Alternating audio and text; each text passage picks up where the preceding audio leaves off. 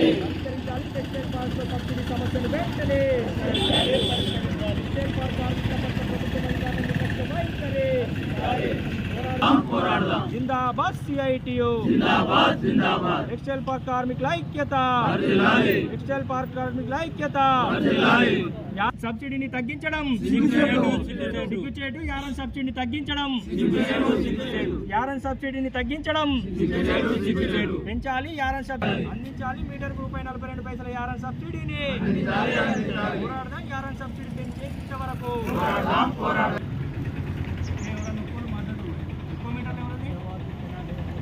ఇక్కడ ఎవరైనా ఎక్కువ మీటర్లు ఉన్నాయి నిన్న లిస్టులు వచ్చింది కదా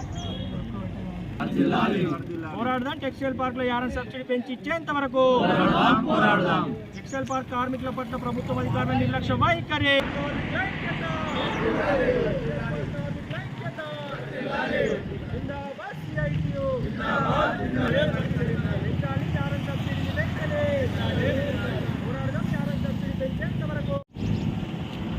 బతుకమ్మ చీరలకు సంబంధించి 10% యారన్ సబ్సిడీకి సంబంధించి కోతలు విధిస్తూ కార్మికులకు నష్టం చేకూరే విధంగా విధానాలను అవలంబిస్తున్నటువంటి ప్రభుత్వము అధికారుల నిర్లక్ష్య వైఖరిని నిరసిస్తూ మరి తగ్గించినటువంటి యారన్ సబ్సిడీని వెంటనే మీటర్కు ₹42 అందించాలనే డిమాండ్తో ఈరోజు సిఐటియు పవర్లూమ్ వర్కర్స్ యూనియన్ ఆధ్వర్యంలో టెక్స్టైల్ పార్క్ కార్మికులందరూ కూడా గేటు ముందు పెద్ద ఎత్తున ధర్నా నిర్వహించడం జరుగుతూ ఉంది.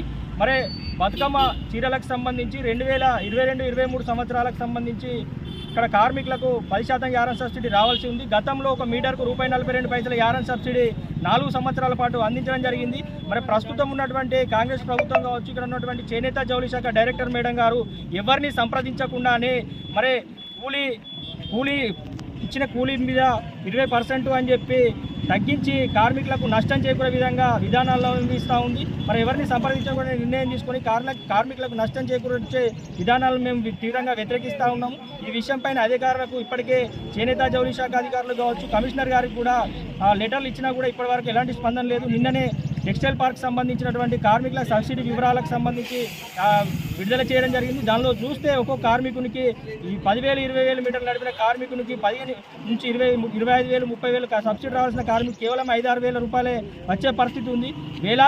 వేలాది రూపాయలు నష్టపోయే అవకాశం ఉంది. కాబట్టి వెంటనే ఇక్కడ ఉన్నటువంటి ప్రభుత్వం కావచ్చు, అధికారులు స్పందించి కార్మికులకు యారన్ సబ్సిడీ గతంలో ఇచ్చిన మాదిరిగానే మీటర్కు ₹42 అందించాలని చెప్పి మేము డిమాండ్ చేస్తూ ఉన్నాము.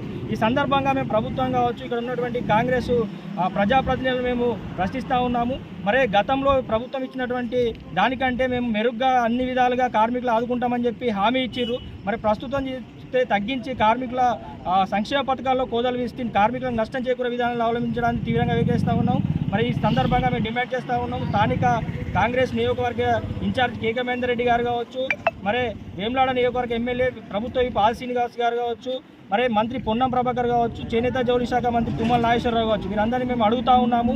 మరి ఈ కార్మికులకు సంబంధించిన యారన్ సబ్సిడీని కార్మికులకు నష్టం చేకూరే విధానాలు చేయమని చెప్పి మీరు అధికారులకు చెప్పారా, లేకపోతే అధికారులు మీకు సమాచారం లేకుండా చేశారా అని చెప్పి ఈ సందర్భంగా మేము డిమాండ్ చేస్తూ ఉన్నాం. ఈ 2-3 రోజుల్లోపు కనుక వెంటనే స్పందించి ఇక్కడ టెక్స్టైల్ పార్క్లో కార్మికులకు మీటర్కు ₹42 చొప్పున యారన్ సబ్సిడీ అందించకుంటే కనుక మరి పెద్ద ఎత్తున మేము ఉద్యమం చేపడతాము. అవసరమైతే టెక్స్టైల్ పార్క్లో మరి విధులు బహిష్కరించి సమ్మెలోకి కూడా వెళ్ళడానికి సిద్ధంగా ఉన్నామని చెప్పి సందర్భంగా మేము డిమాండ్ చేయడం జరుగుతూ ఉంది.